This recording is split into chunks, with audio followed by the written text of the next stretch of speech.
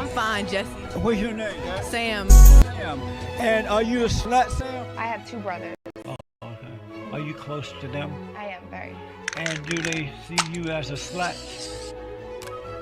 We're all sluts. You're a slut. All these dudes behind you are sluts. Your cameraman's a slut. Your PA's a slut. And your mic's a slut. And what make you a slut?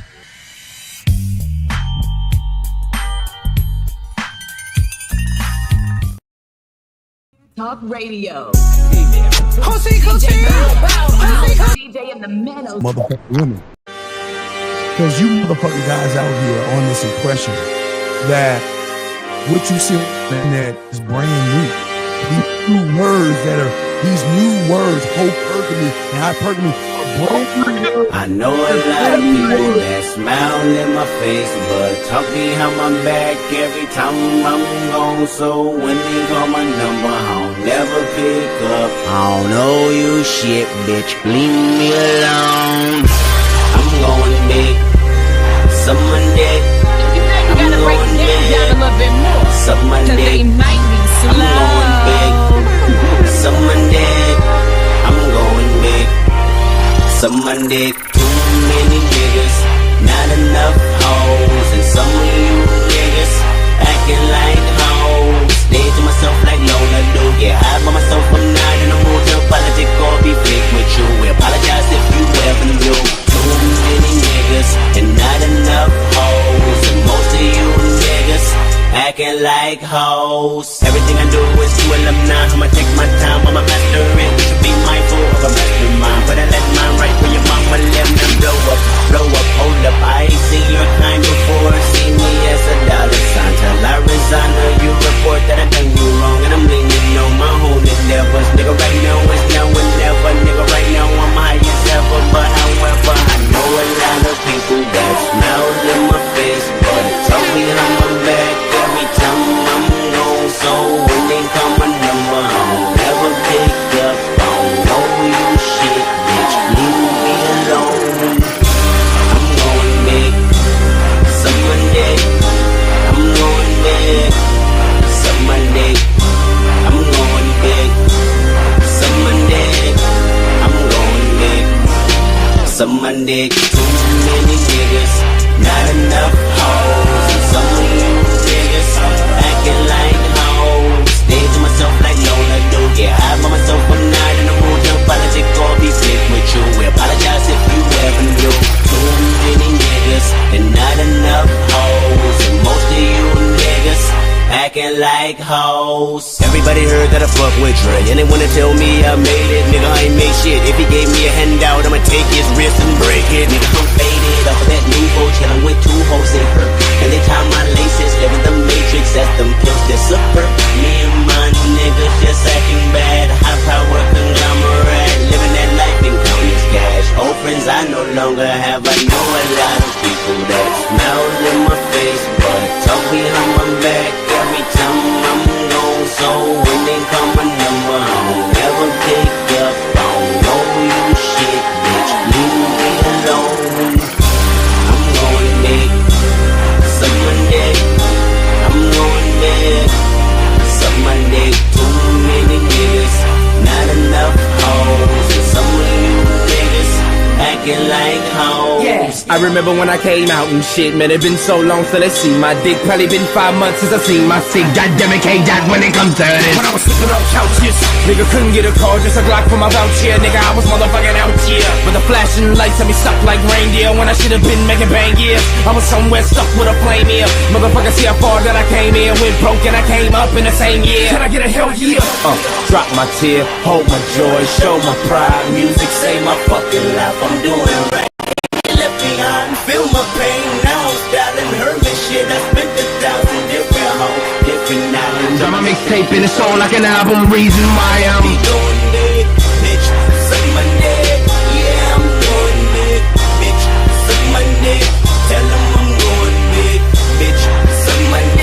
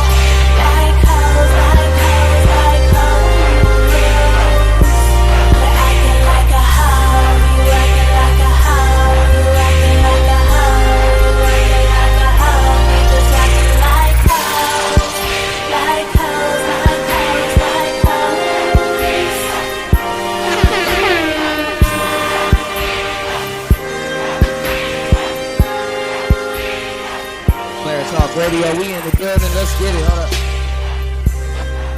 The Player Talk Radio. Not ready. Y'all are not ready for today's show, man. Y'all not ready for this mix. Shout outs to everybody here. It's Player Talk Radio. I am your gracious host, DJ Kuda, right back at the helm of today's show. Make sure you guys hit the like button. Support the show, y'all. Y'all not feeling this mix? It's Player Talk Radio, man. Should I do it to y'all? Should I do it? Yeah, I'm gonna do it. Let's go. It's Player Talk Radio. You're now listening to. All right, what's going on? Shout outs to everybody in the building. Lord have mercy. You know what? I was just about to come looking for you too. And she in the building. What's going on? Jay Green in the place to be. What's up? Hold on. Shout outs to everybody in the building. What's going on, Broke Genius? Shout outs to you. Oh my God, I was just about to come looking for you too. I was like, man, let me go log in on Instagram. See what you up to. How you doing? I was just asking about you. Hold on, yo. Hold on. Shout outs to Brian Will in the building. There she go. Gail at night in the building. Hold on. Thank you, girl. Sprinkle. Hold on. Here we go. Shout outs to Gail in the building. JR in the building. What's going on, player? Hold on. Yes, sir. Ski, what's going on? UFO Kamikaze, what's going on? Hold up. Go in the building. What's going on, player? Hold up.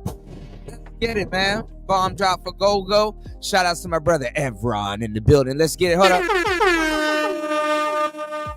Gotta give the family a shout out on today's show. You said you too loud. I'm trying. Not only am I not safe for work, I am not safe for sleep neither. And let me stop. Shout outs to Jay Green in the building. Oh my goodness. Where you been at other than Harlem? You know, we were just talking about makeup on the show not too long ago. And who was I talking to about makeup? I said, you got to talk to Jay Green. Was it Birdie? Who was I talking to about makeup on the other show? And I was like, listen, you got to hit up Jay Green about that. Because we were talking about makeup because we started talking about a lot of stuff. And we got into like, you know, certain communities and stuff like that. And then the topic of makeup came up. And I forgot who I was telling to link up with you next time you're here on the show. Yeah. We were talking about it, you know. Shout outs to Jay Green, always coming in righteous and supporting the show. I appreciate that. Dropping the Q. $10 on the Cash App. Thank you so much. Hold on. Thank you, girl. Sprinkle. Thank you so much. Hold on, I got you. Here we go. It's Player Talk Radio. Shout outs to everybody in the building. Let's get it. Hold on. Wendy?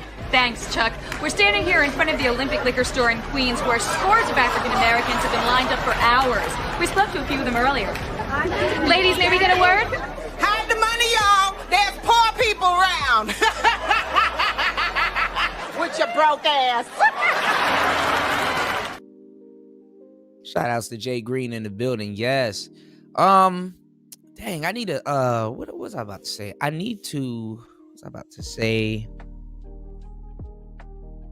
We're gonna do a double hitter on today's show, you know. But yeah, so much stuff to talk about, man.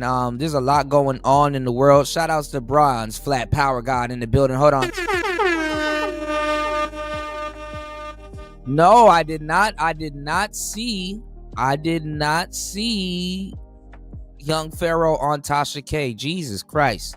Shout outs to Gail. Thank you so much. I did not see Young Pharaoh on Tasha K. Them the last two people that should be in the room with each other. What the hell's going on here? You know? I haven't really been keeping up with Young Pharaoh ever since he went, you know, a little bit insane, you know. I mean, people go insane after a while. I mean, mental health is a huge thing, man. I mean, like I said the other day, man, I realized that I got ADHD bad. You know, I didn't think it was that bad until I'm starting to see some of these commercials. And maybe I don't have ADHD. I don't know. They trick you sometimes like that also. Like they tell you, hey, do you have these symptoms? Are you a normal person? You might have ADHD, you know? I'm seeing all kinds of shit. Even back in the DMV area, they were telling people, if you went to like a what was it called, like some type of youth mental institution or something in the DMV area, that you may be liable for compensation. So like if you went to like a place for like the like if you were a troubled kid, or you needed like a little bit of help or something like that,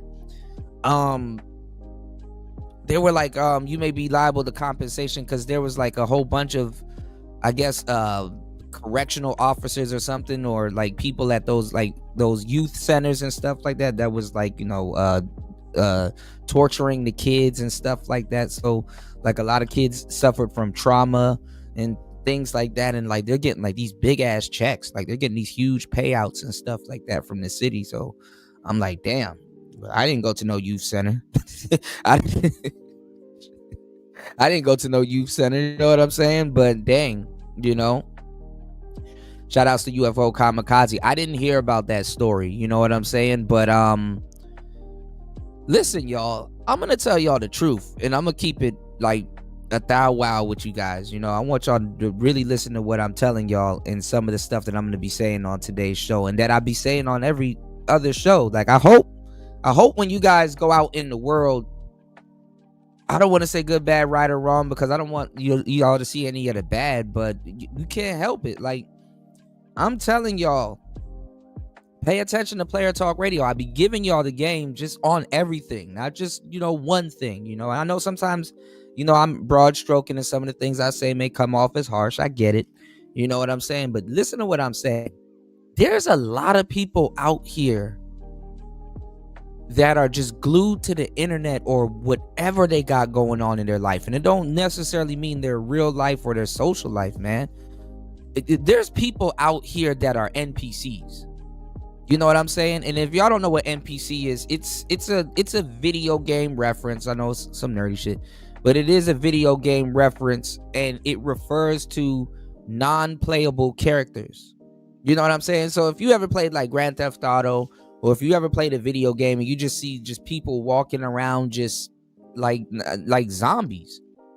You know what I'm saying? Like there's a lot of NPCs walking around out here.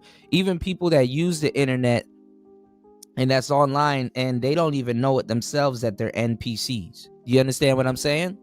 So what I mean is that there's so many people out here. What's going on, Beachy? There she go. Hold on. Welcome back to YouTube. Hold on. Girl, thank you, girl. Sprinkle, sprinkle. Shout outs to Beachy in the building. Yeah. What I'm saying is that there's so many people that's out here that's really not thinking for themselves. There's a lot of NPCs out here. And what I mean by NPCs out here is just brainless people, man. They're non-playable characters. They're people that they just exist. And it's sad to see that, a guy, unsubscribed himself. But have you noticed you're starting to see a bunch of people unsubscribe themselves, and they're black? They are they're black, they're black. When did all these Negroes start unsubscribing themselves from life like that? When? Black people would just take shit. Niggas would just, what, fuck it, I'm gonna go to jail and go sit down. Niggas wasn't unsubscribing themselves like that. Just like no matter what used to happen in the black community, our youth wasn't running around gunning each other down with machine guns. Do you understand? So, you have a lot of people that don't got shit to live for. And it's not even you can't even say it's a youth thing. You can't even say, oh, well, he's 16. He's not grown up. He doesn't really know what's going on. Well, no, he knows what's going on in the world, and he don't have shit to live for. He knows what's going on in the world, and he don't have shit to live for some odd reason. You did? Shout outs to Jay Green. Jay Green says, oh, really? That's my lane. Love makeup. I'm still at Sephora. That's what's up.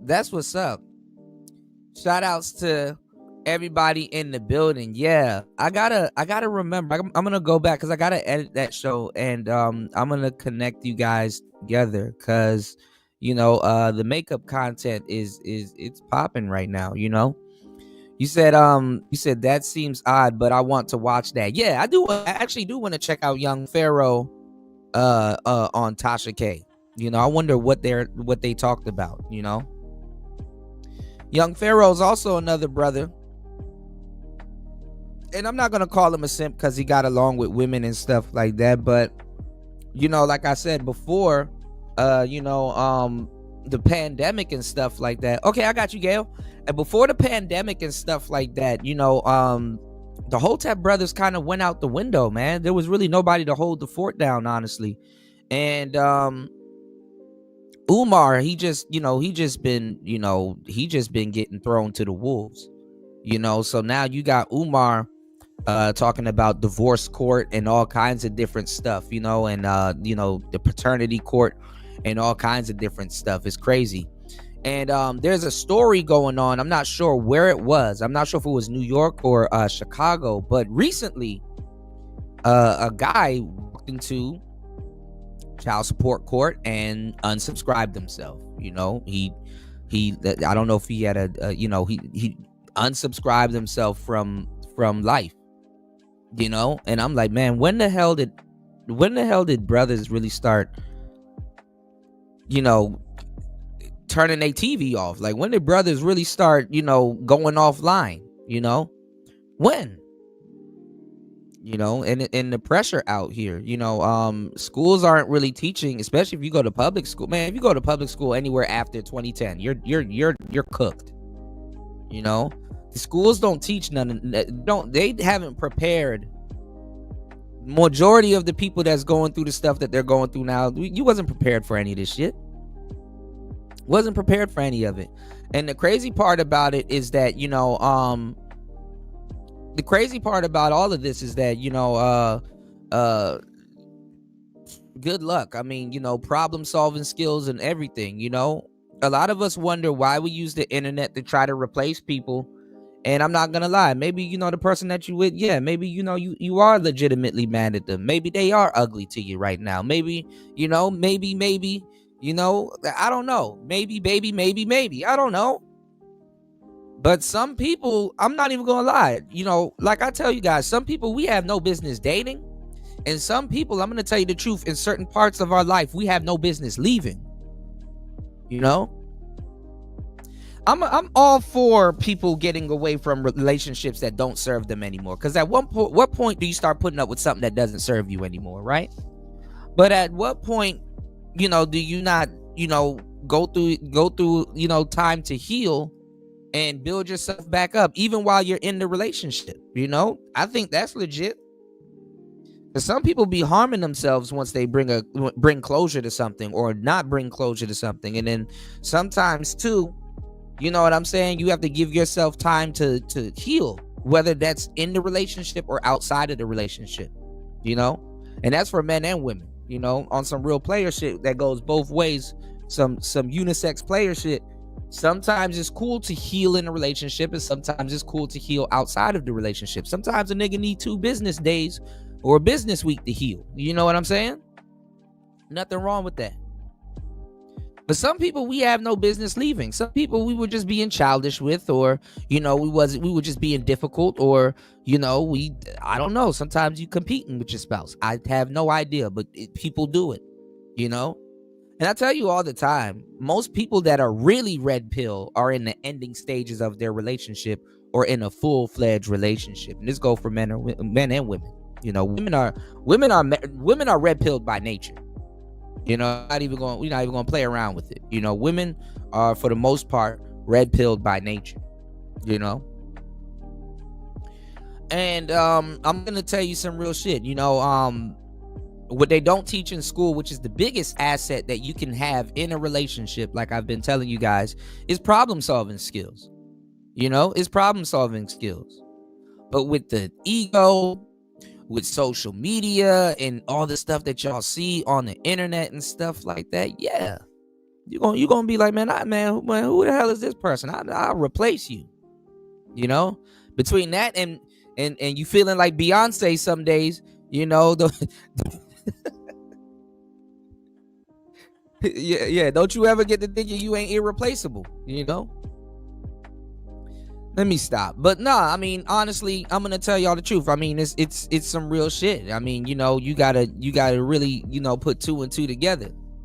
You know, some people, to a certain degree, you have no business replacing, and maybe not that fast. You know what I'm saying? Maybe not that fast. This is why couples get back together all the time, because y'all don't work shit out.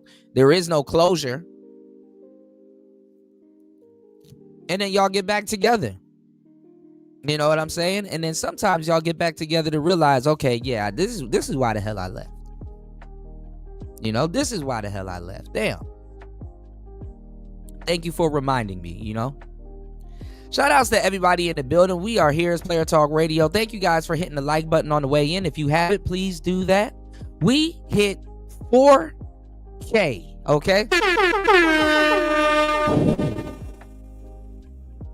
Thank you, girl. Sprinkle, sprinkle. We done hit 4K. You dig? We done hit 4K.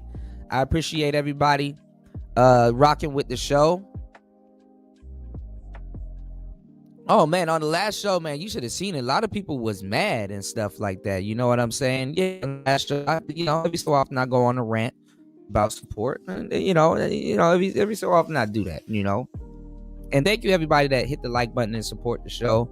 You know, definitely before we do a double header, because we will go over Young Pharaoh and Tasha K today. You know, I appreciate you guys. And like I said, I got to run and go get some medicine, but a little bit later. But let's get into it, man. So much stuff to go into. Shout outs to Broke Genius. Okay, what's that, Broke Genius? I can't really hit the link right now. Let me see. I gotta open up another tab. Give me 1 second. You said both NYC and Chicago are under a strong force of evil/darkness. I agree. I believe it. Texas too. Texas and Memphis. You know, there's a couple of cities that hey, listen. If you reside somewhere in Houston, if you reside in Memphis, if you reside in certain places in NYC, and you reside in Chicago, the best thing Kuda can tell you this summer, stay your black ass in the house. Stay your black ass in the house. You know, unless you going to work or every so often going to go treat yourself to something to eat, be in the house, work on a certification, get certed up. I'm telling y'all, before 2030, I don't give a damn what you do. Learn how to use AI and learn how to and just get a certification in something else like cybersecurity or something else. You know what I'm saying? I'm not telling y'all to get the certs that I'm going after. But, you know, like I said, just be certed up. Make sure before 2030, you at least got 2 extra certs under your belt. Should in case you have to do something else to supply something else. You understand what I'm saying? I'm not telling y'all the wrong thing. Learn how to use AI. I'm telling y'all, everybody, not just the entertainers, not just YouTubers, not just any, and everybody is going to have to somewhat, in some case, become a content creator in the future. It's inevitable, okay? And if you don't want to do it, you can learn how to use AI to do it. You know what I'm saying? Or you can hire a content creator like myself and, you know, do certain things. But I'm telling you, certain jobs you're going to apply for, they're going to want you to be comfortable on camera and introduce yourself. Like, even the landscape of resumes and cover letters are changing and stuff like that. You know, people don't know how to. Man, this future about to be very interesting, you know. So, you know, I wouldn't lie to y'all. I'm giving y'all the game. You know what I'm saying? And I've been giving y'all the game. I'm telling y'all, get started up before 2030 because the world is gonna look completely different. You know, the world is gonna look completely different. Cell phones, to a certain degree, are not necessarily becoming obsolete. But we were talking about it on the last show. Shout outs to LT Man and everybody that was here. You know, we're talking about, you know, how glasses are next, you know, and it's going to be on some Terminator shit. Yeah. You know, it's going to be very interesting, you know. So yeah, learn how to invest. There's a lot of stuff that, you know, that seems taboo that you guys are going to have to learn how to do, you know. I know a lot of people think a lot of stuff are pyramid schemes and all kinds of stuff, but trust me, I'm Telling y'all, man, there's certain skills that you got to pick up. You know, you're gonna have to acquire the skills to pay the bills. You know, because even just like me, you know, even when I went on my rant on the last show, I'm telling y'all, you know, I gotta compete with people. I gotta compete with AI. I gotta compete with a lot of stuff. You know, people be like, man, Kuda, why you you know, putting in so much work on your YouTube channel? Yeah, I gotta do what I need to do to keep it up. You know, stay in the algorithm. You know, do certain things, you know, and you got to do what you got to do instead of sitting there pondering over stuff. Yeah, just put in the work. You know, it'll make sense in the future. Trust me, you got to do the work, you know, and shit. I'm going to give y'all the game. You know, like I said, everybody got to be a content creator at some point. You're going to have to create some type of content, do some type of video introduction and blah, blah, blah. And it's not even going to be an excuse, because the fucked up part is that the people that's going to tell you to do certain content, they have a phone, and they know you have a phone, and they know you can create content with said phone. You understand what I'm saying? And not even content. Like I said, you're going to have to dress up and get on camera. You know? You said, did you email it to me? I got to get back into my email. You said, did you get it? I gotta check. All right, let's get into the show real quick, guys. You know, let me not have too much of a monologue. We're gonna be doing a double hitter today. Shout outs to everybody here. An hour into the madness. Make sure you guys hit the like button, support the show. It's Player Talk Radio. Man, everybody's going crazy over the tariffs. So I definitely wanted to, you know, cover that. You know, everybody's going wild over the tariff, you know, and it's like, you know, there's a adjustment. There's a adjustment, you know, period, you know, hold on. Okay. Shout outs to Beachy. Beachy said it's 2025. Some people are still running from the camera. Yeah, you know. I'm gonna do 2 shows though. I'm gonna start doing another show where I'm camming up often and stuff like that. So, you know, I'm gonna put my ugly ass back on camera. But yeah, I got another desk coming in, you know, because I don't have that much real estate on the desk that I have now. But I'm gonna have a desk coming in soon, and I already know where I'm gonna put my studio. But I got my studio up right now a little bit, but it's not presentable, you know. It's not presentable, but you know, we getting it in. Y'all know what I look like anyway. But yeah, a lot of people are running from the cam, you know. So, you know, it is what it is. Let me see. But yeah, you know, we got these tariffs coming in, and you know, I'm not gonna lie, you know, a lot of people are on take my money mode, you know what I'm saying? And I get it, you know. Americans we're built to be that way. We're built to be consumers. We're built to spend and not look at it and stuff like that.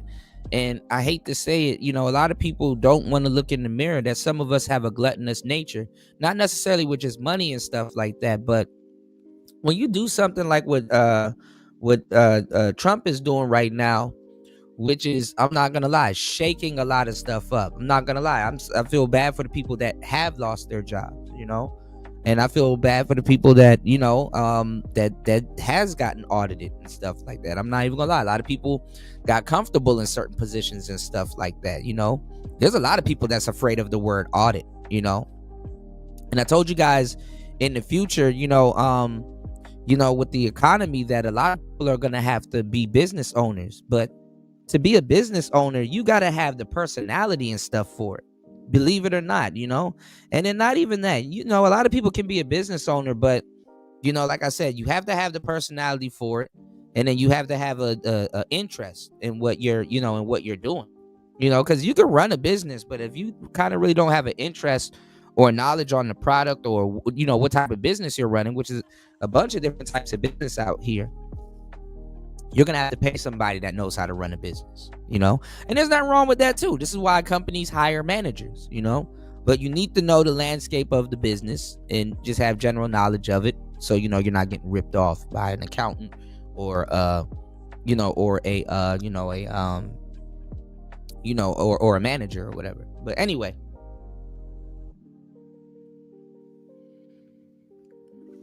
invest,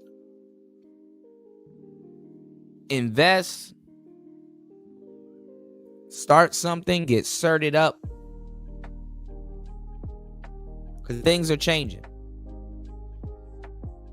And there's an adjustment period, that's going to happen. I mean, more money is going to get put in the hands of people, but a lot of people don't like it because we do buy a lot of foreign exports, especially in Black America.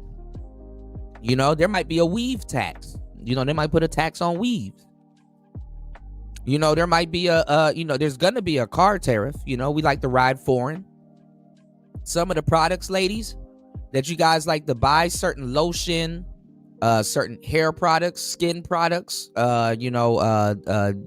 shampoo and stuff like that. Some of that stuff is gonna go up. You might have to switch to the to the US alternative. And a lot of people don't want to do that. A lot of people don't want to do that. And the thing is that when you put the money into the hands of the people, it go crazy. They like, okay, well, what am I supposed to do with this? How am I going to spend this? A lot of people don't want to delegate, or mitigate, or they don't really want to deal with their own paper, Shout outs to Raven. Oh my God, here we go. Raven said weaves just got hit hard. Uh-oh.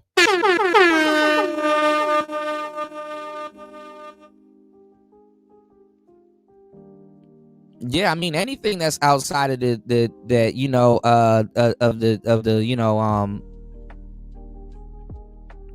US, it get hit hard, it get hit hard. So shit, even microphones gonna get hit hard, like I told y'all. Sure, they moved to Mexico, so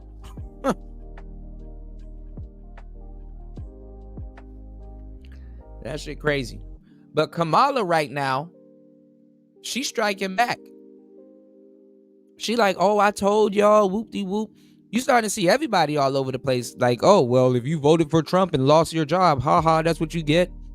And blah, blah, blah. And we told y'all.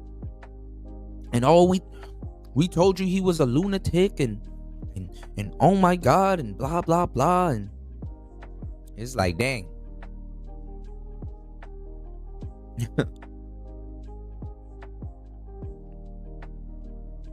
You said, but Taiwan, Jesus. Yeah, Taiwan, man, I'm close to Taiwan. I was thinking about going to Taiwan before I double back. Yeah, the next door to Vietnam. Shit, where I'm at right now got hit also. He's talking about putting 50% taxes on China. But see, let me tell y'all what it is. Like I said, he's doing a backdoor thing. It's a tariff thing. Not a tariff thing. The tariff is a backdoor thing to get people to do business. And then after the business is settled, then we can strengthen our friendships. But guess what? It's a ploy for control. And it's not necessarily control. It's basically a world audit. If you think about it, it's a world audit. You got to look at the raw numbers. That's what people do. So remember when I was telling you guys that I still am. And I have a logo and I have a business and everything set up, and I have a certification for this coming on the way, even though I could get into business without the cert, but I'd rather do it with the cert, y'all. That I was getting into bookkeeping. Well, the audit is one of the biggest ways to, the audit is the biggest selling point of bookkeeping. It really is. Most people are afraid to get audited because their numbers might not be right. They might be fudging something. And, I was re-listening to Robert Kiyosaki's book. I forgot if it was Rich Dad Poor. No, I think it was Cash Quadrant. He said he didn't get rich until he got his book. And what bookkeepers do, it's a lot of stuff that they do. They organize everything. You know what I'm saying? Average person is not used to the type of organization that a good bookkeeper has. But even though a bookkeeper organizes everything, when you ask your bookkeeper, exactly what they do or how things are organized, they can show you and go into every detail, but they don't. And what they do for you is they organize everything, they categorize everything. It's basically like cleaning up a closet, right? Putting everything together. Maybe all the fabrics are together and all the colors are together and stuff like that. And what they do is they generate reports. And what businesses have to tell the health of the business is called a profit margin. And the whole point of a profit margin is to tell you the health of the business and to move everything forward. It's like, hey, your business is in good health and you're making money. Here's where you're making money for. Here's what you're making money on. You might want to consider investing in this or this, that, and the third. The bookkeeper's not really supposed to give you financial advice, but if anybody around you can give you financial advice, it's probably your bookkeeper. After they look at your numbers and stuff, right? So basically, that's what Elon and Trump is literally doing to the world at this point. They're auditing the world. They're looking at everything. They're going into the books. Hey, where did this go? Who's getting paid for this? Call this person to see if this is a real person, to see if they actually exist or they're sending this money somewhere else. Why is this person receiving $10 million? Who is this person? This person passed away in the 60s. Why is this person receiving this? Why is this person receiving that? What's going on, Sin? So, a lot of people, they're upset about that because people hide money. People do favors for people. People look out for other people. And here you go. You got people coming in cleaning house. So when you think about some of these tariff stuff that's going on, yes, it's going to be a adjustment period, that everybody's going to have to go through. And what it is like a world audit. Like, okay, yeah, we know America kind of is the capital of the world, but how much control does America actually have? Let's look at the raw numbers. Who can really do business with America? Who can, it's a new world order that's coming up, And like I said, the revolution won't be televised nor on radio. It will be streamed on the internet. You dig? So we got to take into precaution. You said the IRS chief just resigned because she didn't want to give. Yeah. And then that's another thing. A lot of people are getting fired. A lot of people are resigning. A lot of people, they wasn't right. They wasn't right. And if you look at a lot of the Democrat Party, not to poke fingers at anything, but like the Democrats be caked up, but you don't know where the money coming from. The Democrats be caked up, but you don't know where the money coming from.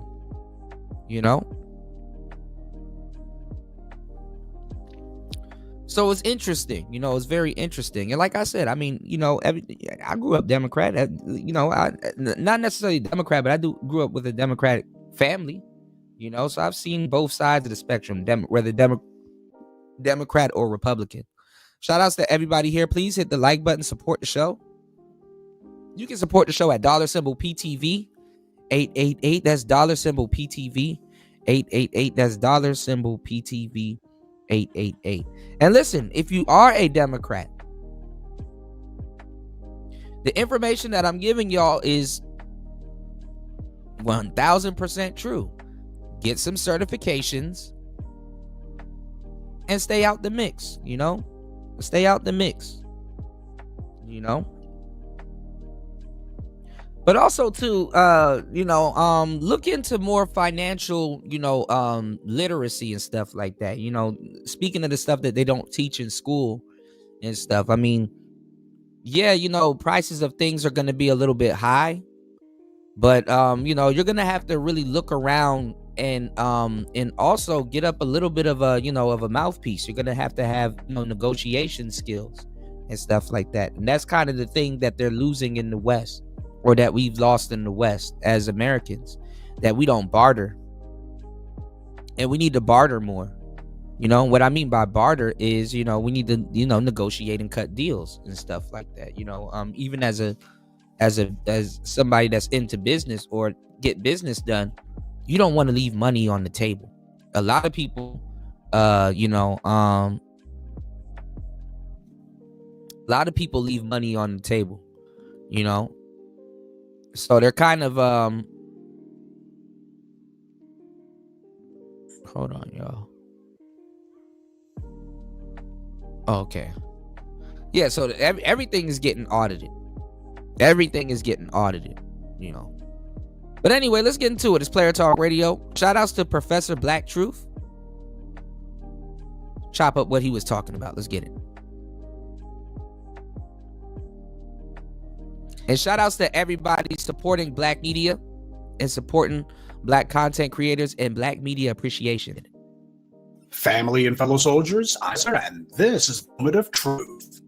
We're seeing organizations quiet. We are seeing those who are capitulating. Right, to clearly unconstitutional threats. And these are the things that we are witnessing each day in these last few months in our country. And it understandably creates a great sense of fear. Because, you know, there were many things that we knew would happen. Many things. I'm not here, so I told you so.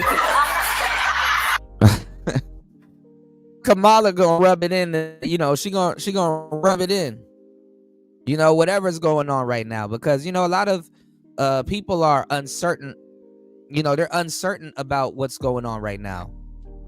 You know, they're uncertain about, you know, quote unquote, America's future, you know, but we've been living in this uncertainty for more than 5 years, you know.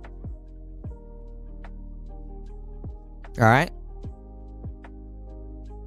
And I'm not gonna lie.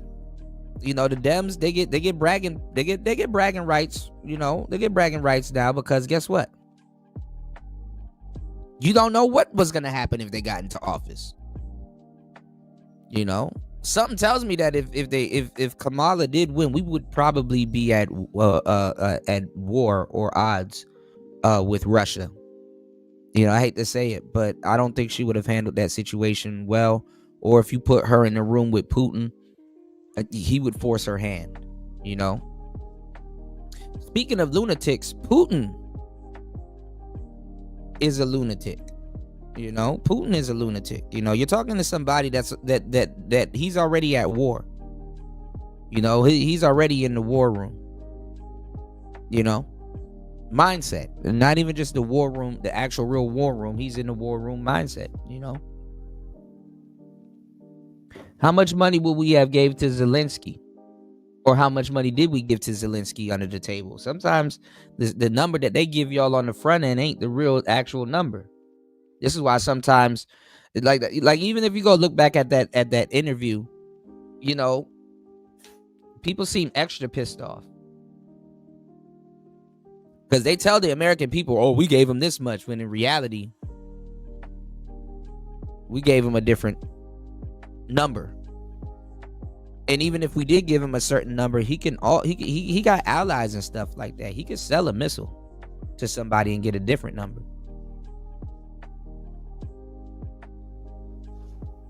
What a world we live in. And what a time, you know, look at the times that we live in and the stuff that we have to endure. So making America an internal country again and getting Americans to believe in the American dream again is somewhat like putting the tube back into the toothpaste. You know what I'm saying? It's putting the tube back in the toothpaste. If you go on YouTube, if you go everywhere, look how much Americans are leaving America to go live elsewhere.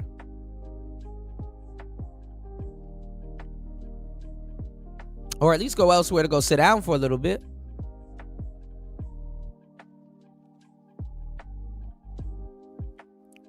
People ain't trying to ride it out. Don't say I didn't tell you so.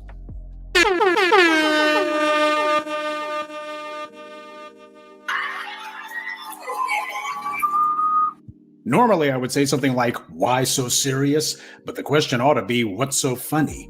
This woman is deranged. Is Kamala perhaps laughing through tears? Once again, she's proving that the only thing that makes her laugh is when something bad is happening to someone. She cackles like a witch. I mean, nothing tickles her like seeing people suffering. I was going to start prosecuting parents for truancy. Well, this was a little controversial in San Francisco. A friend of mine actually called me and he said, Kamala, my wife got the letter. She freaked out. She brought all the kids into the living room, held up the letter, said, if you don't.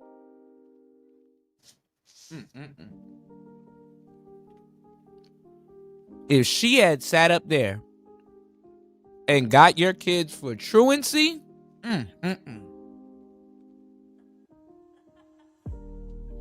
that would be the new stop and frisk.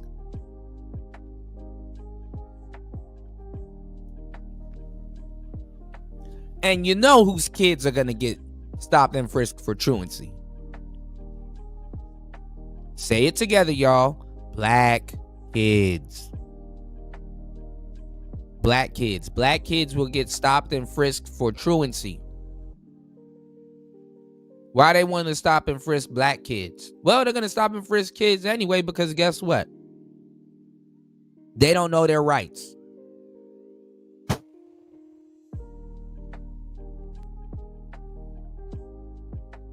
They don't know their rights.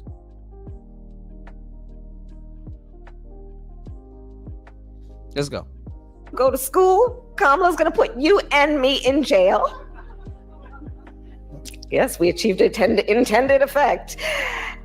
Yeah, she has a long-standing track record of making it clear to everybody that she thinks something's funny when people are being hurt or inconvenienced or harmed. That's the kind of thing that just tickles her no end. And I'm sure that to whatever gaggle of hens that she was hooping it up with, I'm sure that she just thought to herself that she was really making some points. But the truth of the matter is, to the public who saw it, even people who don't like the orange man, all Kamala Harris was doing was reminding everybody exactly why it is that they didn't think that she was fit for office. This is part of the problem with this woman. She laughs when ain't a doggone thing funny.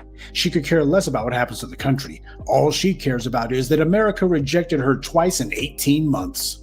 So to her, this is the country being punished for having rejected her. All those years of being the pet skank for Willie Brown, all of that butt kissing that she did, all for nothing. So I guess Trump's not the only one on a revenge tour. And you notice that as usual, she's not saying a word about what ought to be done differently, what policies she would enact, because she didn't have any policies on the campaign trail 6 months ago either. Trump's main talking point was that he was going to be a transformational president, that he was going to make big changes, fundamental changes, that he would alter the basic way that things are. And when you look at how things have gone under both Democrat and Republican presidents alike, only a fool or a cable news pundit would deny that there's a very good reason that those who supported Trump or those who reviled him, nonetheless, both sides saw certain advantages in him becoming president twice. And the Democrats know it. Even Harris's former running mate admitted to it. What does I told you so really mean here? I mean, people heard. But that's the thing. I mean, it's easy to make Trump look bad. You know, it's easy to make him look bad. I mean, he's a radical dude. Like, he moves like a young dude. You know, he moves like a young dude. I've never, you know, and like I said, if the Democrats get back into office, like the first person back into office is going to be like a sacrificial lamb. You know, they're going to have to be like a sacrificial Democratic lamb because they will have to unwrite and undo so much. They will have to move equally. And then guess what? While some people are just adjusting, because about 4 years, while some people are just adjusting to the new economy, it's like undo. So as soon as you posture yourself for something new, you might have to undo it. Fucking up the bag. You know? But anyway, Let's get into it. It's easy to make them look bad. And I mean, I get it. I mean, she was trying to appeal to the youth. You know, a lot of brothers, I don't even know why black men got yelled at. 80%, y'all. Don't let that go by. 80%. 80% of black men voted for Kamala. Girl, thank you, girl. Sprinkle, sprinkle. They was really trying to crank it. They was really trying to talk about, oh man, the manosphere got so much of an influence. Oh my God. 17 to 18% of black men voted for Trump. Oh my God. That's a lot. No, 80% is a lot. And what, like 2-3% of sisters voted for Trump. I think like 2 to 4% of sisters voted for Trump. You know? So black men were obedient. They were obedient. The last election, they were obedient. You know?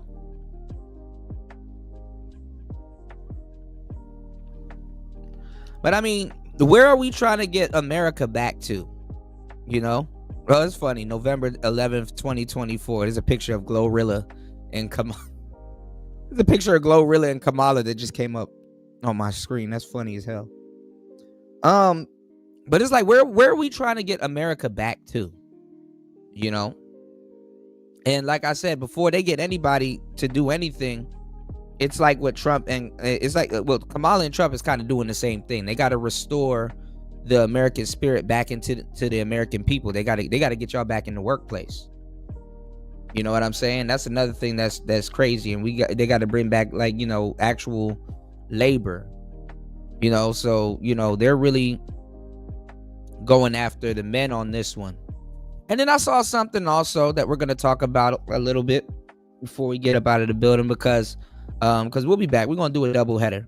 You know, they were talking about the middle class, you know, and the middle class is kind of going in on the working class. You know, America has a lot of people thinking that the middle class is the working class. No, the middle class works, but you still have a working class.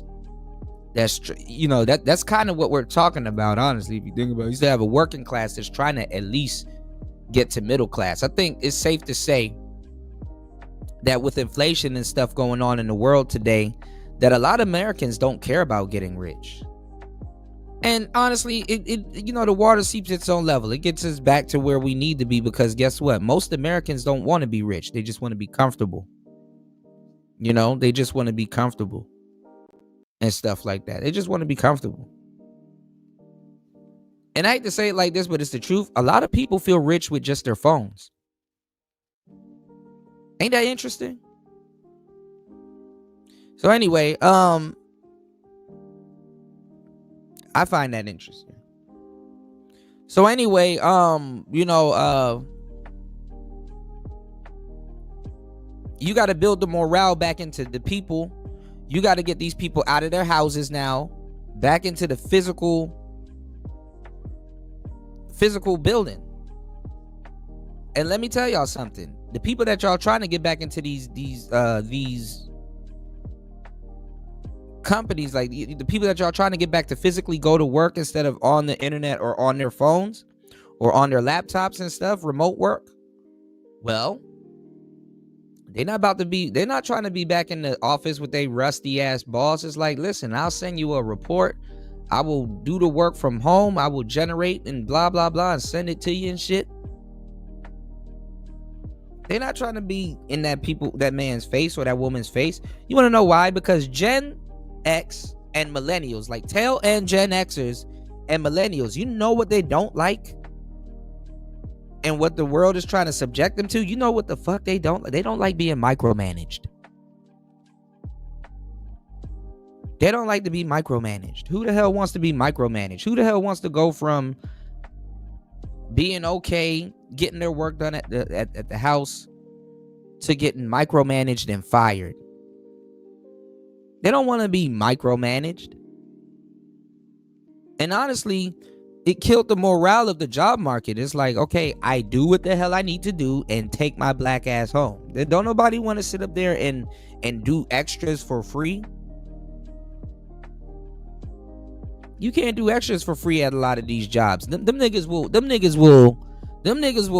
have you train. Them niggas will hire and have you train your replacement for free.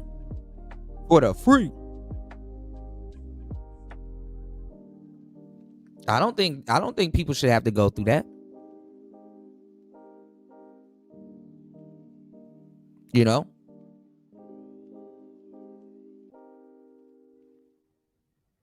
So that's kind of where we at with it right now. Heard her message. They did not vote for her. She lost every battleground state. You yourself have criticized the Harris-Walz campaign for being too cautious. She may have told the American people, she may have warned the American people, but she didn't do it compellingly enough to win.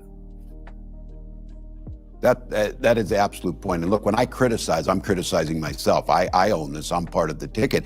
And somebody has to come up with a strategy. I think this is exactly right. This is the thing. Look, Democrats, it was a good night in Wisconsin. I was over there. We saw that happen.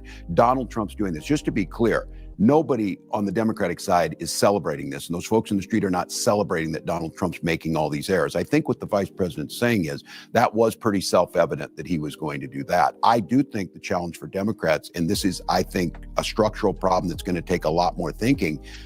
Why, with all of that out there, did they not think we were any? And people are taking credit for something the man said he's going to do.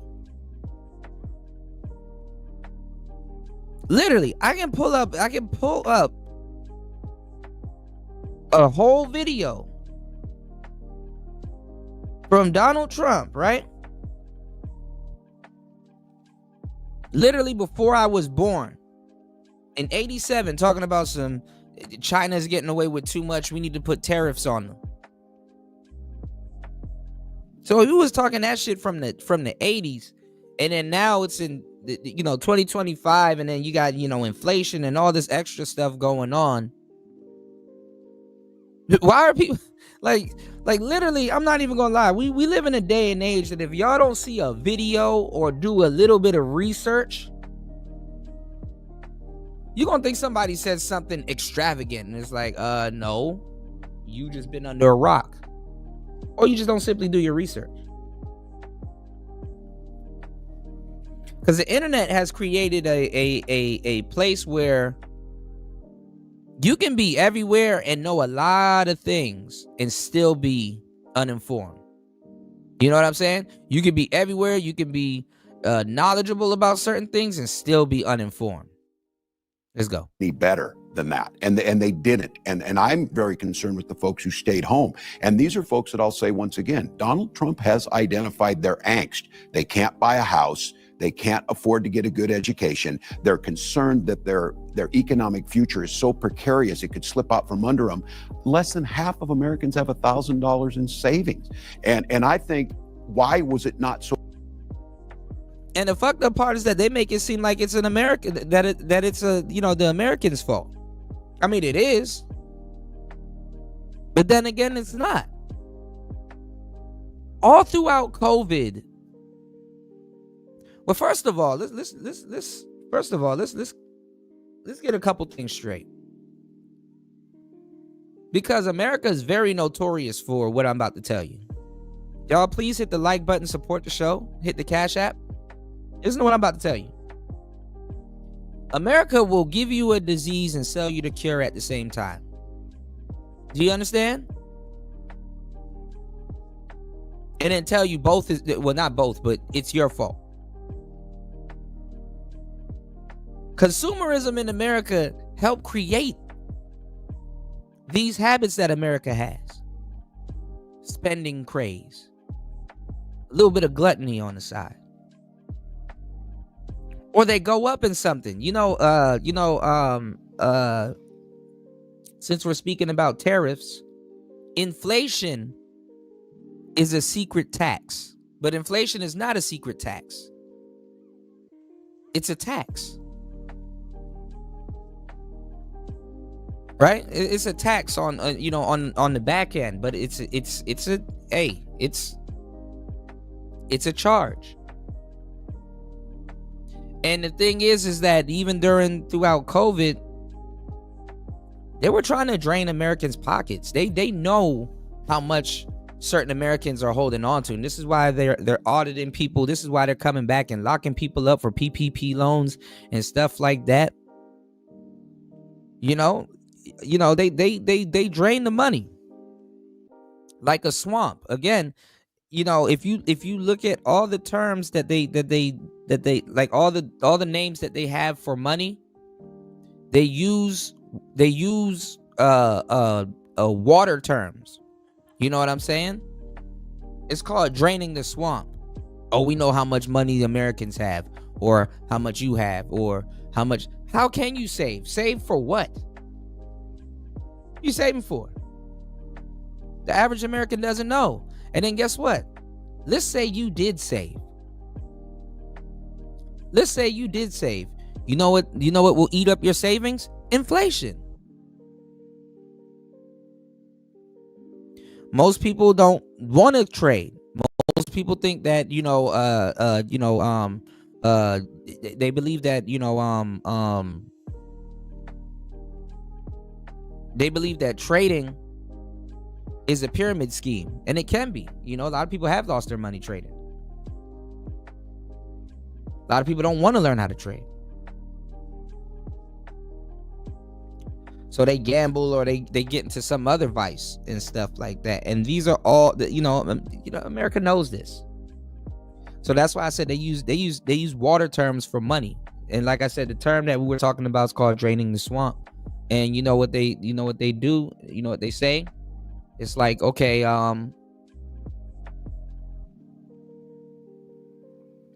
you said, I think Ross Pirot talked about it. Okay. Yeah, if you got a link for that, I'll definitely check it out. Shout outs to Shaka Nulu in the building. What's going on, player? Hold on. Welcome to the show.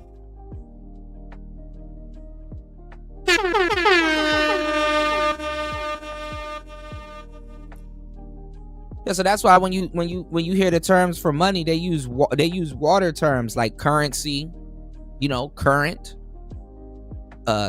cash flow, cash flow, cash pool. They use all, they use certain terms for money, because they keep, liquidity. They keep,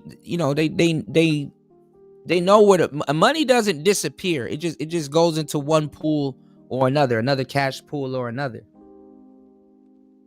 So what they did is they drain Americans' pockets. And then now we have this thing where America's closing back up. Oh, we need industrial jobs. Oh, we need to get back to work. Oh, we need a nigga.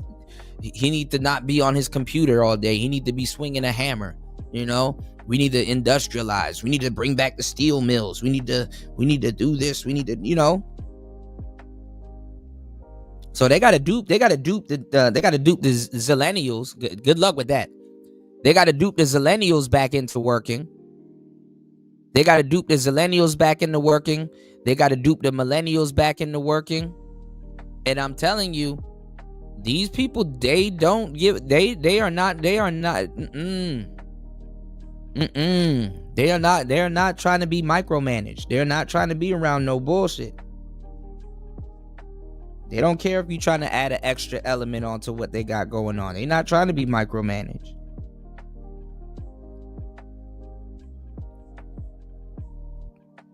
Boss up there tripping.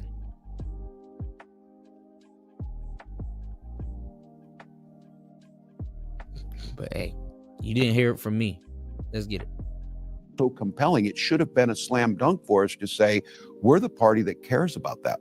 That's because there's a ton of things in America that have problems which both parties have refused to address. I've detailed for you how San Francisco has been the origin of both the plagues of the tech bros and the housing crisis, which, by the way, was also driven in large part by tech workers coming to San Francisco, which drove housing prices through the stratosphere. And this was Democrats who created these monsters. These things didn't just happen under their noses. It happened as the direct result of their willing connivance and their policies. And this has created a parasitic relationship between the real estate market and the public. The tech bros that made untold trillions off of selling people's data and manipulating the public through their social media networks, This is a techno oligarchy, and everyone sees it, except for apparently the Democrats who didn't feel the need to do anything. And when you had people in the streets in California protesting, literally chanting the rent is too damned high, people were furious in that state. In that case, a Democrat was running things, Gavin Newsom, and with the real estate interest in. But that's the thing, though. They can't really do nothing about the rent being high because guess what? During COVID, what they're not telling y'all is that a lot of businesses that aren't mortgage companies or real estate companies, they bought up all the property. And the money that they would spend to buy a mini mall, they start buying houses by the road. And they held on to them. You know, or they buy the lot and then they build up the houses and stuff like that. And what happens is they held on to them. So now you got to deal with a company, not like you're not dealing with a mortgage company. You're dealing with companies that used to buy malls. You're dealing with companies that used to buy, you know what I'm saying? And it made no sense for them to spend their money on malls and all that other stuff when people were socially distancing. When there really wasn't no vendors to really be there and make a profit and you know pay for their you know their slot in the mall.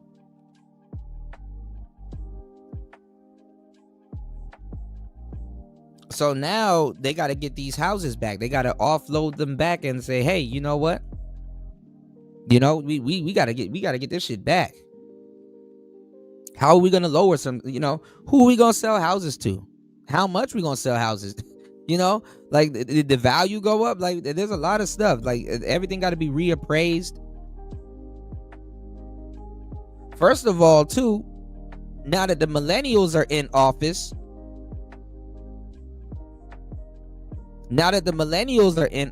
the fucked up part is that the chickens are coming home to roost, y'all. Tail end Gen Xers and millennials, just think of all the shit that they've been through. How much recessions have you been through? Look how huge of a gap of how things were, how much things cost back then versus how much they cost now. Again, you got to get Americans to believe back in the American dream. Who gonna believe in the American dream when America's taking everything from people that worked hard for it? Who really gonna believe in the American dream like that? Now, of course, Generation Beta, maybe some tail end Zs might still believe in it, but come on now. And what am I saying? You want to know what I'm saying? A lot of Americans don't believe in ownership because the cat's out the bag. You don't really own this shit. You don't own this shit. Number one, you're not even on this planet for a long time when you really think about it. You become a child twice and an adult once.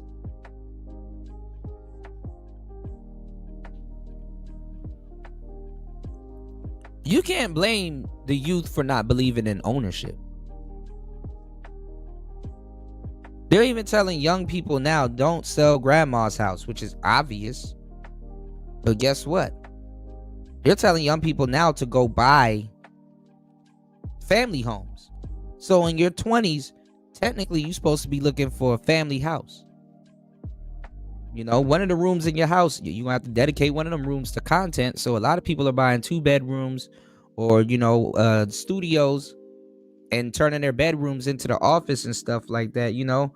But the thing is that you know, the younger generation believe in renting.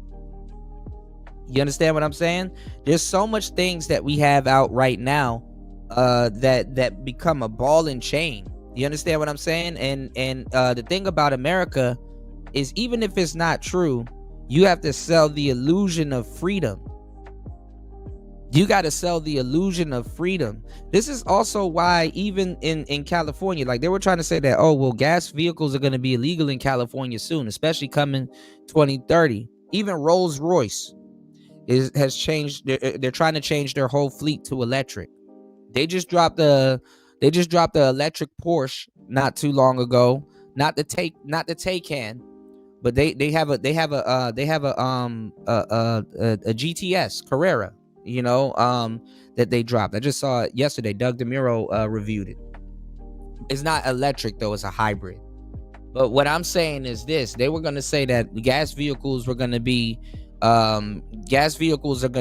illegal in California, or it's gonna be a big ass tax on them when the electric cars start really popping up all over the place. But first of all, you gotta stop letting these cars blow up.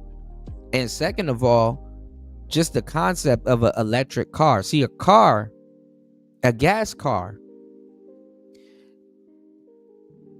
whether you believe it or not, it's a symbol of freedom. Even the cell phone, it's a symbol of freedom. Oh, this is my phone. I can do whatever I want on my phone. Oh, this is my car. I can go wherever I want. You can't go wherever the hell you want in a hybrid. Well, no, an electric car. You can't go wherever you want. You're limited. You're limited. And that adds an extra layer. You don't know what them charge stations look like outside of your perimeter that you're limited with.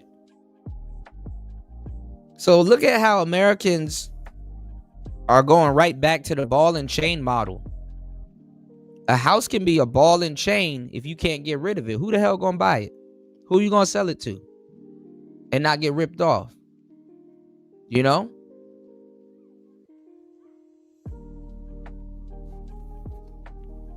Do you know how to rent it out? Look at how much people tried to rent out their houses and Airbnb their houses out during COVID and end up having to take care of squatters. Yeah, now all of a sudden you need a whole house, right? Fully equipped. Who the hell gonna sit there and cut the grass? And deal with them hoes, you know, the HOAs. Hoochie coochie? Hoochie coochie? Who gonna deal with all of that shit? And there's and wrong move on both the Democrats and the Republicans. Americans are fucking tired. Niggas want to go sit down. Oh yeah, we got some work for you. No, nigga, I want to sit down. Hoochie coochie, I want to sit down. Get my mind together and shit. The niggas don't even know what freedom is anymore. They haven't sat down in a long time. Like, damn, I don't even know what the hell I want anymore.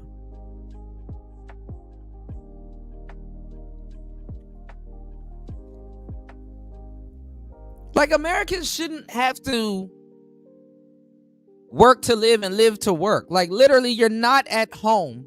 The cat is watching the cable. The cat enjoys the house more than you do. You're not at home. Your cats and dogs are at home more, tearing up the damn house. You're overpaying for a car that's obsolete.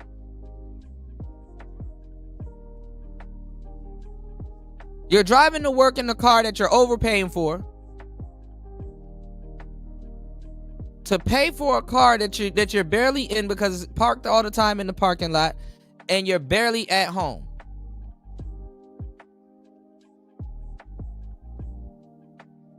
And you maybe get 2 hours out of the day to do what the hell you want, and you probably spending it commuting.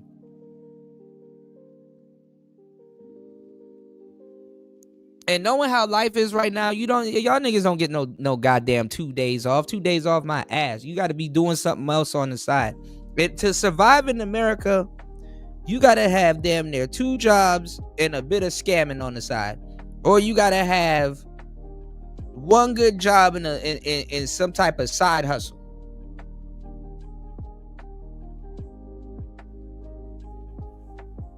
Hoochie coochie? Thank you, girl. Sprinkle, sprinkle. I'm just saying. Anyway, we got to get y'all back into work. Okay. Also, some more people will get fired. Oh, gotcha. Greedy landlords confiscating the public's wealth and trapping them in a prison of debt and financial deprivation, rather than Democrats admitting to what they did and the part they played in all this. Instead, Democrats began trying to cause distractions and diversions on social issues like abortion, immigration, global warming, transgender bathrooms. The people made it clear for 20 years what the problem was. Skid Row grew by leaps and bounds. Homelessness quickly became the #1 problem in the state.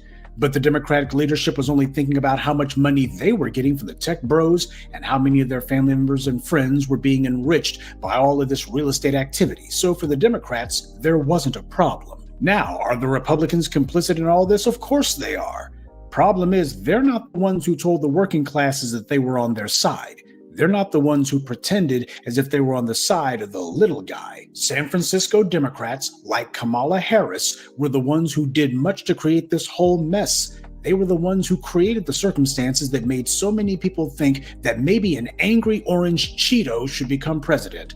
Because if the system and its corrupt administrators were totally unresponsive to the people's needs, then why not bring in somebody who will make a total mess of it all?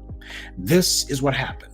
And San Francisco was ground zero for it. Kamala Harris was out there for decades, but she didn't say one word about it. And neither do the other Democrats like the Squad.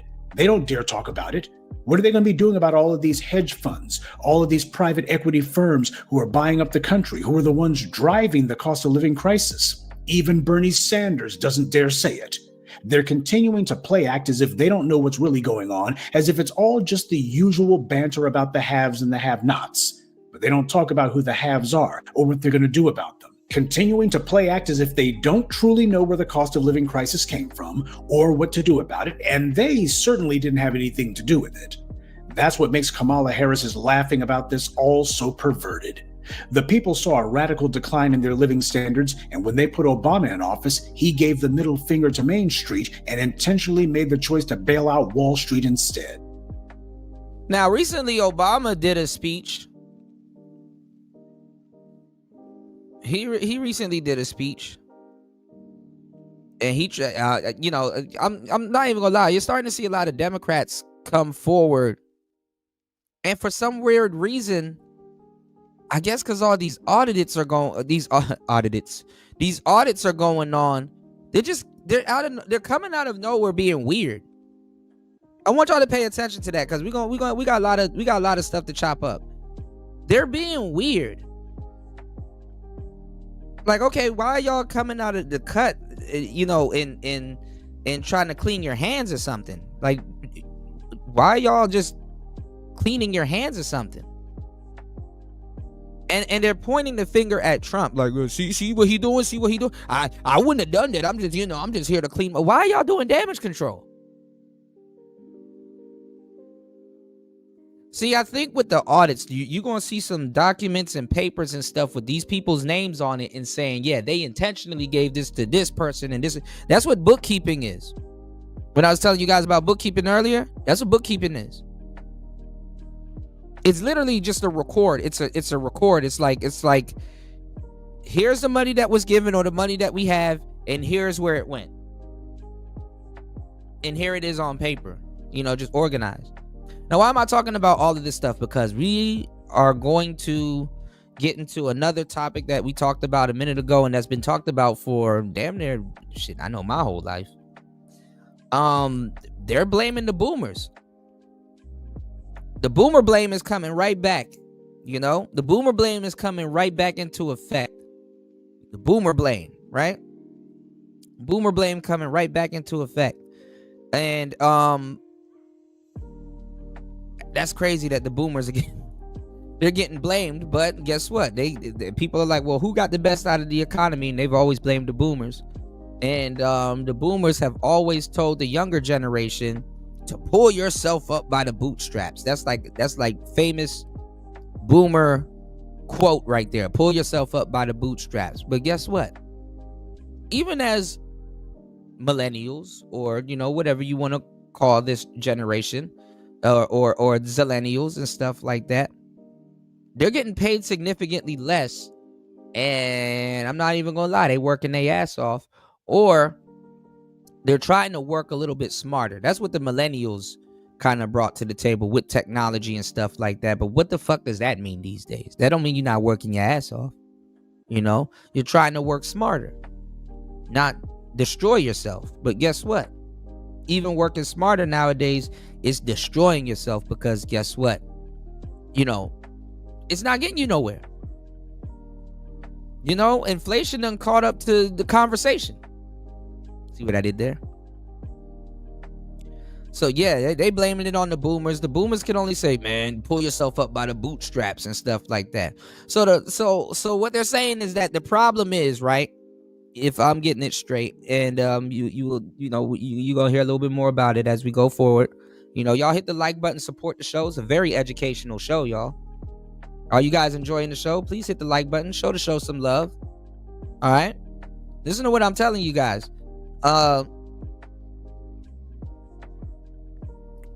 From what I know, a lot of people are getting mad because the boomers did kind of got the best out of there was really, what they're saying is that there was really no transfer of power. You know, as we're gonna hear a little bit later, there was really no transfer of power. Niggas was buying houses for like $20K. Hoochie coochie. They were buying houses for like $20K.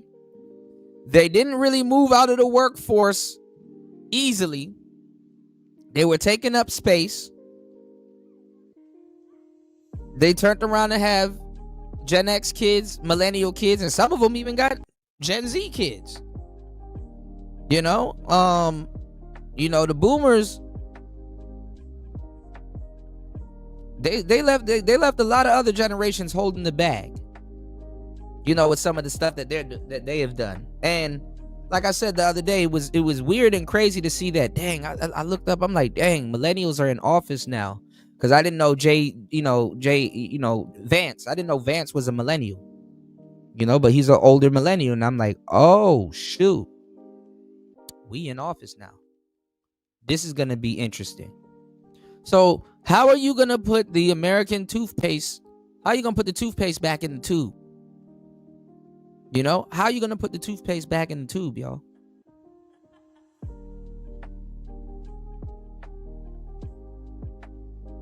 This is going to be interesting.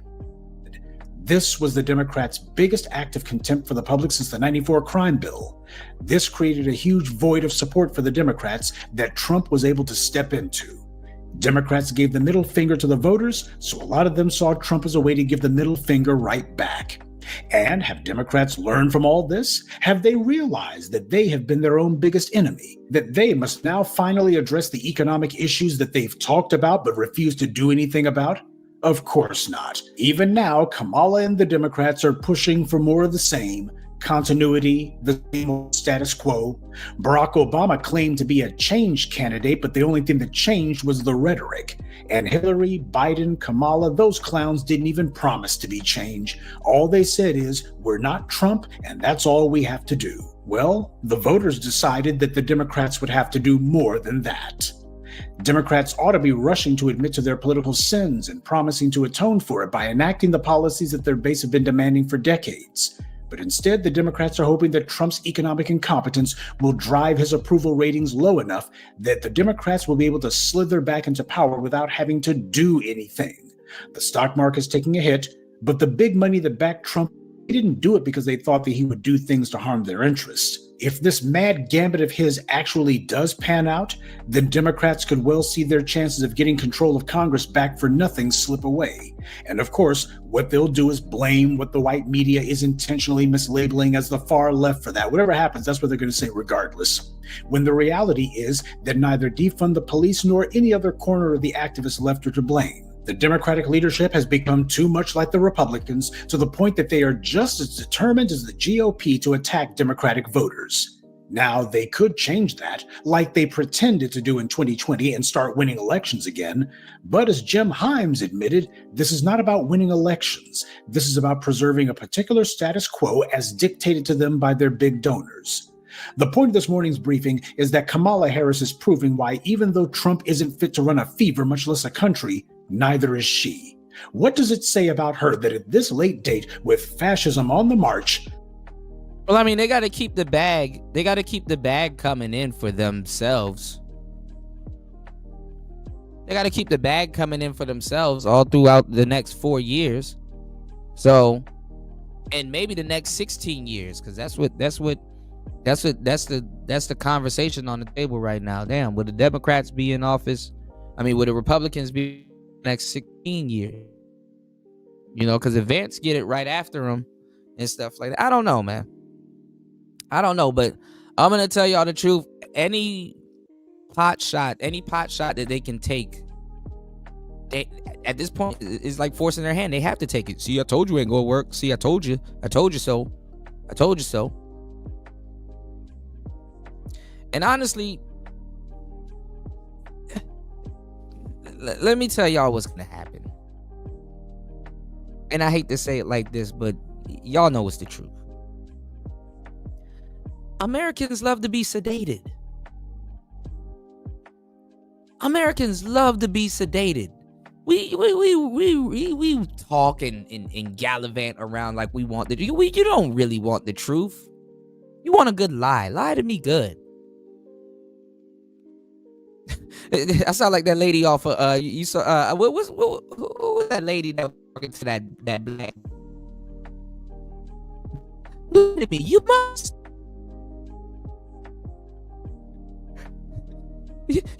lie to me. Americans want to be lied to.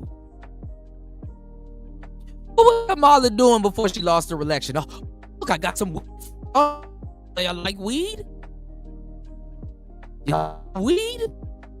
Kamala was up like a. Hey guys, you want to get high? You want to get high? Like she was gonna, and then how out of date? Making black people synonymous with weed. It was to sedate you guys. You know, it was to sedate you guys. My bad. What's going on? What's going on, fighter? Shout outs to everybody here. My bad, y'all. It's my Wi-Fi. It's like it was to sedate you guys. It was to sedate you guys. Hey kids, you want to get high? You know, she wanted to sedate you guys. But the thing is that, I mean, I can't be really wrong. I mean, Americans hate themselves, but guess what? Americans were nosy by nature, and we be in everybody's business but our own. A lot of cases, and that's always been a America and stuff like that. We're used to that, right? We're used to that.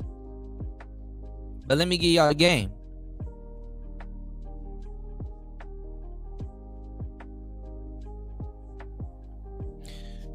When you have like people like Trump doing audits and stuff like that, and it's like, see, this is where the money went and blah blah. It's just a report back to Americans to say, hey, look, see, we're working for you. You know, we're figuring out is where money, your tax are going, and blah blah blah. Most Americans, they don't really care about this shit.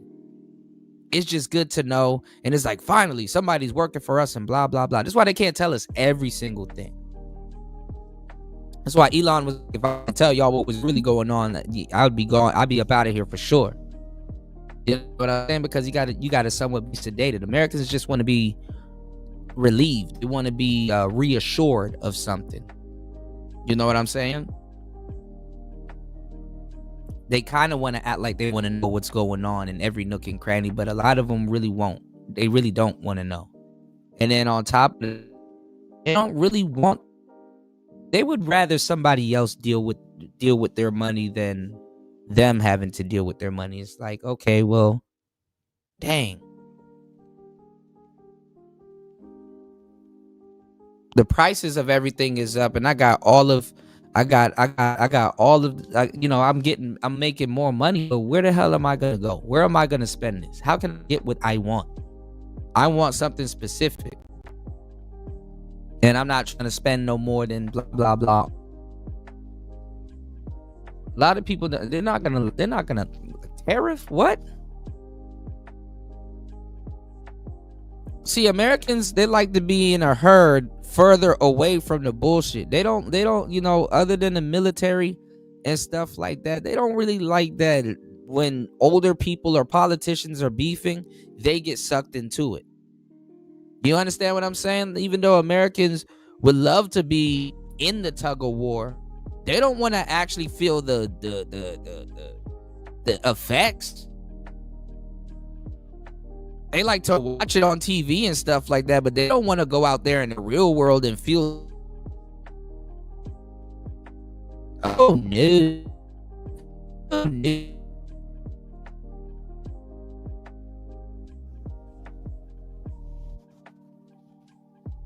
It's like a safari. It's like, yeah, we want to hear about the tiger and shit like that, but nigga, I ain't trying to my hand outside of this fucking vehicle. Hell no.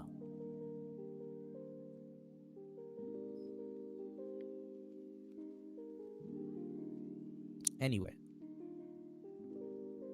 Lee in a bad situation. I told you so. Sure, the Republicans do the same thing, being malicious and hateful is their brand.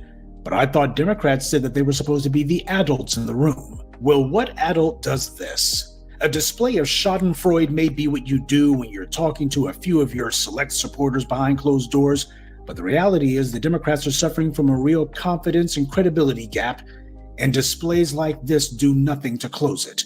For the people who voted for Kamala Harris, my question for you is this. Putting her typical cackling witch routine aside, did she say even one word about what she would do were she in charge? Or did she just give the usual empty rhetoric that sounds like blah, blah, blah? Midterm elections are almost always a guarantee that the party out of the White House will get at least one House of Congress back. But Democrats can't just assume that things are going to fall into their laps. What they're expecting is to get back into power by letting Trump's typical bad decisions and worse press do all the heavy lifting for them. Past election cycles show that they're probably right, but Trump has beaten the odds before. And if public perception about the economy does improve significantly over the next 18 months, then it will be the orange man who once again gets the last laugh. Uh-oh. Good day. Oh my God, stop.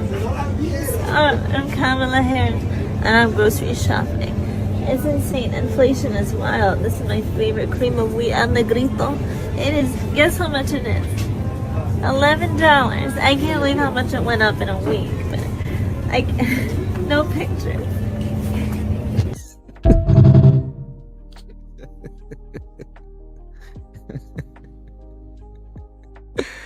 Oh my God. Lord have mercy. Kamala Harris. Hold on, let me see. Oh, we don't have no more clips. No, we got a couple of clips of Kamala. One drunk man. Hold on, y'all. Y'all hit the like button, support the show. What are we? 3 hours into the madness is Player Talk Radio. Y'all hit the like button, support the show, hit the Cash App, hit the PayPal. Oh man, none of this stuff is working. Hold on, y'all. Oh, 2 hours into the show, my bad. Shh, 2 hours into the show. Hold on.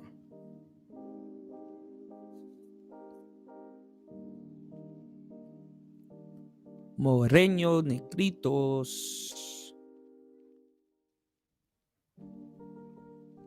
Oh yeah, it is. It is. Okay.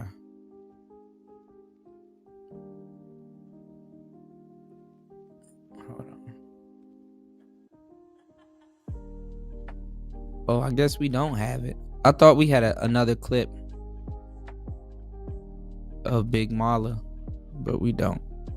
Okay. Oh, it's not in my show plans for today. Okay. All right, give me 1 second, y'all. Let's get into it. Oh my God, stop. I'm Kamala Harris, and I'm grocery shopping. It's insane. Inflation is wild. This is my favorite cream of wheat al negrito. So now you have... Shout outs to Asthma Gold. I think this was a really good breakdown. Give me 1 second. This player talk. People, and this is an old guy. For all you MAGA cultists who keep saying the market slump doesn't matter because 20 and 30-year-olds have plenty of time to make up the losses. Seriously, what's your answer to people who are retiring now who thought that they were good until your guy fucked it up? What's your answer? Tough shit? Yes, my answer is tough shit. Just like your generation's answer to millennials and Zoomers who are unable to get a job, buy a home, and start a family and save for their own retirement was tough shit. This is your karmic reckoning, carefully curated from the moment you abandon the unwritten obligation every next generation has to leave the world in a better place. This is a very, very common sentiment from young people, that they have a huge resentment towards boomers and older people for not relinquishing some degree of control over the economy or not making the economy better for them to grow up into, right? They fucked us, exactly. You stole our jobs, stole our houses, you stole our pensions, you stole our rents, you stole our futures, and you made the world indefinitely worse for us in every single way. Also, you could have a boost to your portfolio and spend historically unprecedented 20 years at the end of your entitled lives sitting on the beach in Florida. You know why millennials and Zoomers don't care about what's happening right now? It's not because we think we'll make up for it later. It's because you've already accepted that we'll never make it up. This is a normal day for us. This has been our reality our entire fucking lives. LMAO. Welcome, enjoy, pull yourselves up by your bootstraps, skip the avocado toast, and print off a few resumes. That's right. That is exactly fucking right. It's crazy to me that people don't understand this. It really is. It's crazy that they don't get this. Yeah, they can learn the code. Exactly. And you're a terrible person. That doesn't change the fact that they're still going to do it. You can use as much emotional blackmail as you want. You can try to guilt trip people as much as you want. You can try to use emotional language and appeal to people in that way as hard as you possibly can. But at the end of the day, tough shit, pull yourself up by your bootstraps. Too bad, pussy. Sucks to suck. Rip bozo. Easy GG. You might not agree with the sentiment. You might think the sentiment is like wrong or destructive, and I think that's totally fair to feel that way. But and in some ways it's true. But if you don't understand it, it's a very big difference. You can understand something without agreeing with it. If you can't understand this and where this is coming from, you have left the realm of reality. You have. Millennials going to inherit the most wealth in world history from our parents. Yep, that's right. And yeah, they will care when prices skyrocket and people are paying $15 for a cup of coffee.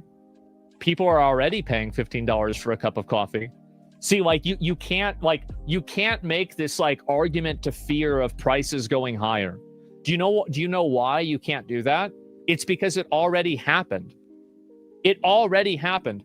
So you can't go and say, oh yeah, well, prices are going to get a lot higher. They just got higher in COVID, and we all did what you told us by wearing masks, taking the vaccine, and socially distancing. And then what's the reward for it? The price hikes for COVID stayed after COVID, and they got worse. And you expect people to just keep playing the ball? Absolutely not. Yeah, we did. Yes, a lot of people did. What are you talking about? We can't complain? Oh, people can complain. I'm just saying this is the way it happens, right? It's turning into a numb feeling. Yeah, the answer is at least you get to retire. I'll never retire. Us terrible people really don't care when somebody calls us terrible either. Exactly. And this is what's going to happen. Looks like the tables have turned. I'll read a few comments about this too real quick. And skip to have a cost. Most realistic and hilarious thing I've read lately. Can't how many times you just pull yourself up by your bootstraps and don't let your... Well, I mean, what's going on, Webster? Good to see you, player. Hold on. Y'all hit the Cash App, support the show, y'all. Let's get at least one more contributor to today's show. We're going to come back and do a second show because we got to go over Young Pharaoh and Tasha K's interview. So definitely I want you guys to be here for that. Put a one in the chat if you guys are going to come back for that, and definitely show some love to the show. 2 hours and 13 minutes into the madness. Yeah, it is complaining. I guess you could say that, but honestly, it's righteous complaining. You know what I'm saying? Because like the generations as we go along, they're getting less and less. You know, they're getting less and less. You don't want, let me tell y'all something. You don't want the youth to feel like they're fitting the bill for the older generation. You definitely don't want that to be evident, but it's evident. You also don't want the youth to realize that they're not working for nothing. Bad enough they don't even want a damn imagination. Bad enough they want their phones to think for them. Bad enough they rely. Bad enough you got people out here unsubscribing themselves. People are walking NPCs.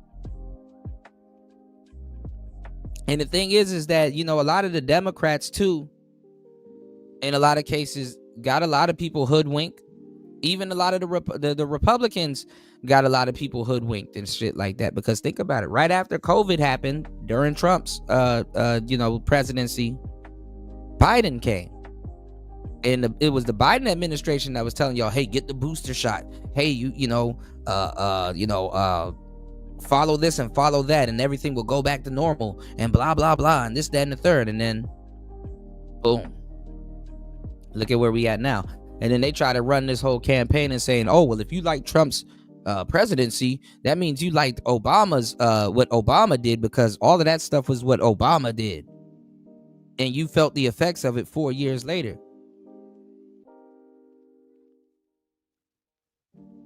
So they were trying to tell us throughout Biden's presidency that we were getting the effects of what Trump did. And it's like, nah, we're getting the effects of what Biden did.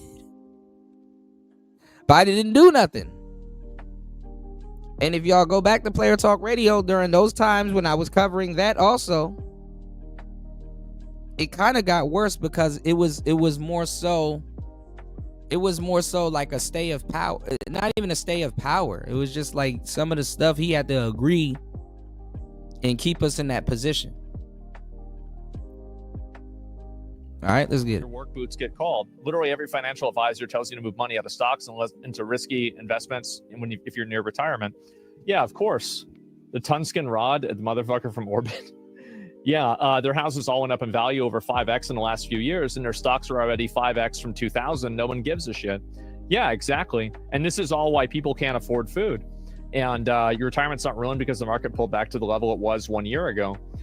It's because you accepted we'll never make it up. Hit me so hard. Financial advisor asked me when I'd like to retire. Last year I laughed. Retirement, what's that? Was my response. What's going on, EB? Yeah, middle class screaming at the working class for not giving a shit about the middle class, a winning strategy. That's it. And so this is what's going to continue happening. And I think that it will continue to get worse. And there it is. Those of us who invest in property and kids can retire poor. Maybe. For them, a house was an inevitability. To us, it's a distant dream. There are a lot of guys that are like my age, because like I have a lot of friends, obviously, that are streamers. And the fact is, like, many of my friends are, you know, they have actually very good jobs now. But some of them not necessarily as much. And for the ones that I know that don't have as good of a jobs, like, they can't even afford to buy a house in the neighborhood they grew up in. And I think this is a very, very common sentiment that a lot of people have in America now. And how many of you guys have had like a similar paradigm, a similar phenomenon to this as well, right? Many, many people, right? And so poverty gets more expensive the longer it gets to you. Being poor is expensive. That's a really good point. And that's true too. A lot of my friends, Austin, Texas, received like a huge like housing demand increase, right? Because there's a lot of tech jobs here. People are moving here. It was getting really, really popular. And so the price of housing like went up by like 2 or 3x in a matter of like less than 10 years. And so all of these people that were going to be able to buy a house, now they have to live outside of Austin and drive in for like an hour to work. And they're pissed. They're really pissed. Welcome to class warfare, baby. I've been waiting for it. I'm over the race wars, wars over oil, and wars over other men's ideas. Class warfare is the one they've been distracting us from. Yes, I actually do think, and this is something I find it to be kind of ironic, because all of the, all of the communists and all of the LARPers on social media have been talking about how much they want a revolution and a class war. Guys, I'm telling you, like, this absolutely, like the stock market crashing and destroying the stock market is absolutely a class war. It 100% is a class war. Like, people that have stocks and all their money is invested in this shit, this will massively disproportionately affect them. And yes, it will have trickle down negative effects, but these people will fall way farther than you will. Because really, a lot of the people that are falling that far, or that aren't going to fall that far, it's because they can't. They're already too close to the bottom to begin with. That's it. Does trickle down economics work or not? I mean, it does and it doesn't. It depends on the situation, right? What does your stock portfolio look like? Probably a lot of minuses and a lot of red. I haven't asked, I haven't called, I haven't checked. And, you know, I'm going to do the old, you know, I did this with my teeth. I ignored my teeth. They went away. And I'm going to ignore my stocks and they'll probably go away too. What's going on, Young Jay? Yeah, I heard it's down. Yeah, I heard it's down. Shit is crazy, man. So that's really the solution. Yep, just don't look at it. Don't think about it. I'll come back. I remember during COVID, I just didn't, like, for the year that COVID was like making the markets go down, I just didn't read my reports. Yeah, I just didn't read them. And like I saw them, I was like, okay, wow. Well, that's a damn. That's the way it is. So yeah, I just don't think about it. Yeah, just wait 5 years. Exactly. And also, like, for me, this is the fact is, like, I never really plan on quitting working, right? Like, I don't ever want to retire. I mean, I could retire now. Like, why would I want to retire? I like doing what I do. And so, like, for me, yeah, I'm totally out on that. So yeah, we've been distracted for too long. The tactics are getting weaker and weaker. It's becoming impossible to not notice who the ones fucking us over are. Yeah, I think that's very true. And so anyway, yeah, this is Friendship with Culture Wars ended. Generation War is my new best friend. Well, this is just another version of the culture war, but it's a much closer shade of color, closer to a class warfare than people complaining about, like, you know, trans or something like that, right? And we millennials have already lived through 3 once-in-a-generation worldwide economic crises and several other once-in-a-generation canonic events. Yeah, it's not that big of a deal. And so if you're 60, you're probably investing in S&P was at 300, not 4,800. I'm in my 20s. I'm extremely happy. The market is down. Now I can buy stocks and sales. It's a once-in-a-lifetime opportunity for us. Yeah, I think so too. And I think that's the way a lot of guys feel. What could a boomer's done to appraise them? Logically give them their money, change the government to make houses cheaper? I don't understand what they're mad about. Or are they just being mad? I think that there's a lot of things. I feel like a big component to it is that boomers did not really move out of the job markets in ways that allowed millennials to gain upward mobility in different types of corporate structures and different types of business structures. So basically, like, the power didn't really change hands in the way that I think that people grew up and expected it to.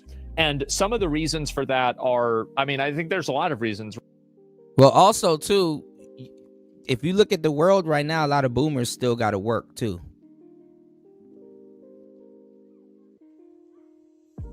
Because even though they got the better end of the stick, a lot of them fucked their money up also. And they got endless kids too. In all 3 generations. So a lot of the boomers still got to work. A lot of them got to work also too. Pull yourself up by the bootstraps.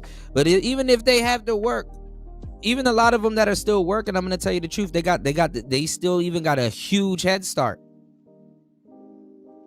You know, they still even got a huge head start, because if they held on to something, or they still got certain things that they held on to, it's worth a lot more now than it was before. You buy a $15,000 house, you can sell that shit for like $300,000, $400,000 now. Easily. Right? You have, you know, science and medicine is better now, so people are able to work longer. You have the fact that maybe they didn't have enough money to retire. Like, there's a lot of reasons for why, but ultimately that's what it is. Chapter 5, Teacher. Oh man, y'all not ready for this Aaron Clary. Y'all not ready for this Aaron Clary. So yeah, man, this is part 1 of Blame the Boomers.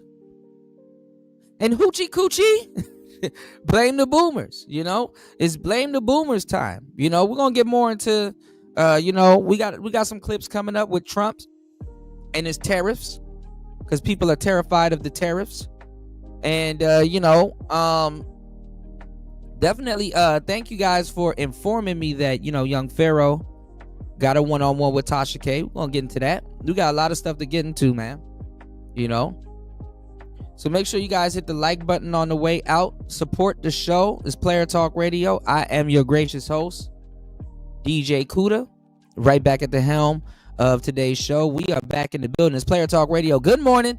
Thank you, everybody that hit the like button. Shout outs to everybody that supported the show.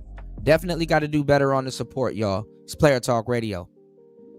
See you in an hour. Player talk. Peace. You're now listening to Player Talk Radio with the coolest DJ in the manosphere. Let's go. DJ Kuda. Let's go. No more. That's what